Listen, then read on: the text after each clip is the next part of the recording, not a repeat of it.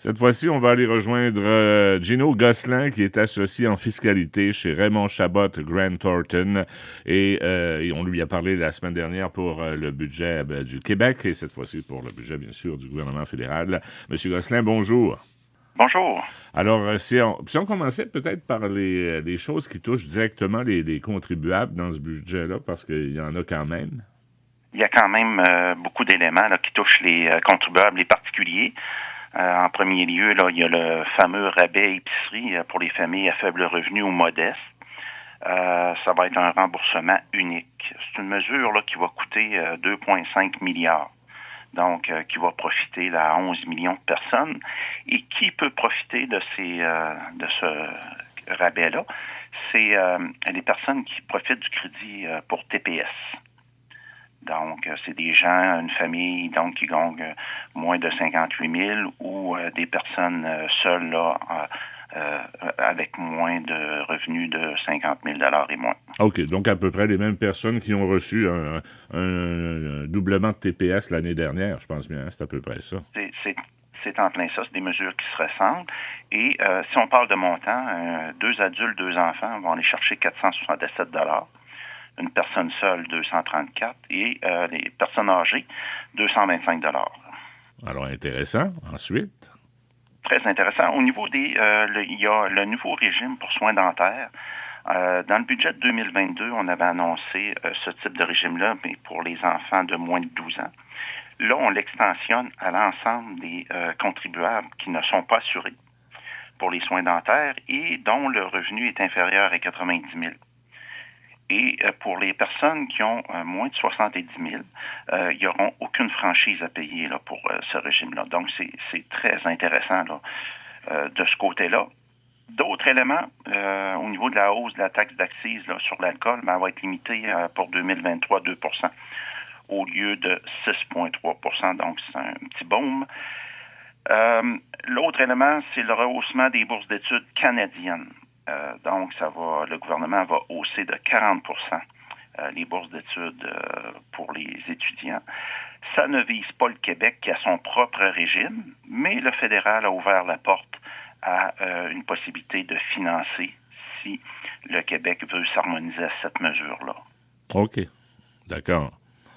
Et un autre élément qui peut être intéressant, c'est le gouvernement aimerait encadrer les hypothèques. Donc, pour permettre aux banques là, de donner des allègements, on sait là, qu'on est dans une période d'incertitude, récession qui peut approcher. Donc, ils vont indiquer des critères aux banques pour soit prolonger le délai au-delà de 25 ans pour une hypothèque, la possibilité de donner des remboursements anticipés plus élevés là, au niveau des contribuables pour réduire le fardeau des intérêts. Un autre élément qui peut être important là, au niveau des Premières Nations, les Inuits, il y a un 4 milliards là, qui est réservé pour le logement. Par contre, il n'y a rien de réservé pour les autres Canadiens là, reliés au logement. Donc, au niveau des particuliers, là, ça se ferait pas mal le tour des mesures importantes. Il y en a quand même pas mal, en effet. Pour les entreprises, maintenant, il y a beaucoup de choses aussi. Pour les entreprises, il y a 2 mesures importantes. Pour être compétitif au niveau de l'économie verte, le gouvernement fédéral va proposer une série de crédits d'impôt à l'investissement de tout près de 83 milliards au cours de la prochaine décennie. Ces crédits-là vont viser, entre autres, là, ça va être des crédits d'impôt entre 15 et 40 remboursables. Et ça va viser des projets comme la production électrique propre. Donc, ça va viser Hydro-Québec. Ça va être intéressant, là. Hydro-Québec va pouvoir être plus compétitif, aller chercher plus d'argent. Ça va viser la fabrication de technologies propres, la production d'hydrogène propre et le projet de captage de carbone. Donc, on sait là, que l'hydroélectricité peut-être sera pas suffisante dans les années à venir, là, un peu plus lointain. Donc, il faut aller chercher d'autres types d'énergie propre. Pour les PME, ce qui peut être intéressant, c'est les réductions des frais de carte de crédit pour les petites entreprises. Donc, tous les frais qu'ils payent quand un client paye avec carte de crédit, ces choses-là. Ils se sont engagés, Visa et Mastercard, à réduire là pour 1 milliard, de frais sur 5 ans. Donc, ça peut être intéressant. Au niveau peut-être plus PME, c'est les transferts intergénérationnels. On l'avait déjà annoncé au niveau du fédéral en 2021. Par contre, on est venu dans le budget de 2023 venir éclaircir ou mettre des critères plus précis là, pour éviter toute ambiguïté. Donc, de ce côté-là, au niveau des transferts intergénérationnels, c'est intéressant. Donc, on est sur la bonne voie. Puis, il ne faut pas oublier qu'il y a 75% des entrepreneurs qui pensent prendre leur retraite d'ici 10 ans. Oui, c'est important parce que c'était compliqué, ça, ce dossier-là, pour justement ces personnes qui en arrivent à vendre leur entreprise, là. Surtout dans un contexte de lien de dépendance. C'est ça, un lien familial en particulier. Oui, très peu de mesures pour lutter contre la pénurie de main-d'œuvre.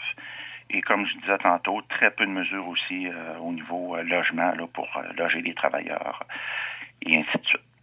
Et le gouvernement... Je vous dirais que c'est les deux mesures importantes là, au niveau des entreprises. Parfait. Est-ce qu'il y a des points précis qui vous ont accroché? Bien, point précis, je dirais que, surtout au niveau des particuliers, là, c'est des mesures ciblées plus pour les moins nantis, les personnes à faible revenu. Donc, ça, on atteint le but.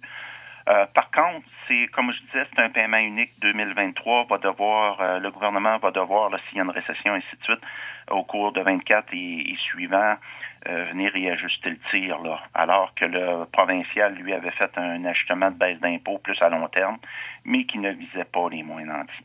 Oui, c'est pas le même genre de budget. Puis le gouvernement Trudeau nous a habitués beaucoup à dépenser 40 milliards. On prévoit un déficit autour de 40 milliards cette année. Et on avait prévu à l'automne dernier, je pense, un retour à l'équilibre budgétaire. Là, c'est plus dans le champ de vision, là.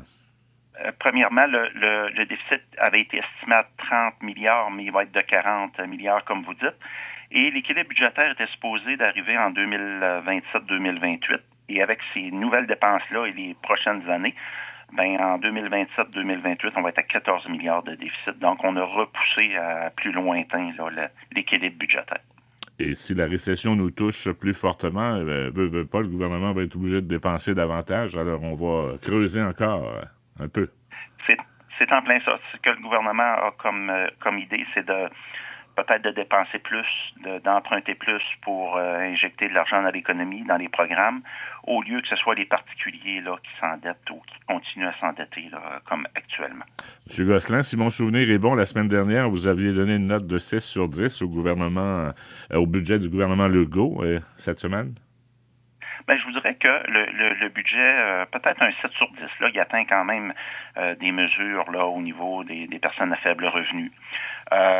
Au niveau des énergies propres, c'est très bien. On investit énormément d'argent parce qu'il faut être compétitif avec les autres pays et ainsi de suite. Donc, c'est très bon pour nous là, au niveau du Québec, pour Hydro-Québec. On investit beaucoup dans la santé, là, comme il avait été indiqué, 46 milliards au cours des 10 prochaines années. Et on essaye de s'attaquer là, à l'inflation pour les contribuables. Donc, par contre, oui. Au niveau des PME, très peu de mesures. Donc, je vous dirais que c'est la faiblesse du budget, là, les mesures là, pour venir revigorer l'économie de ces PME-là. OK. Donc, un 7 sur 10, si j'ai bien compris, c'est ça? C'est en plein ça. Monsieur Gosselin, merci beaucoup d'avoir participé à l'émission aujourd'hui et la semaine dernière aussi. C'est toujours intéressant d'entendre votre analyse et votre point de vue. Et à la prochaine. Merci infiniment. Au revoir. Au revoir. Alors voilà Gino Gosselin, associé en fiscalité chez Raymond Chabot Grant Thornton.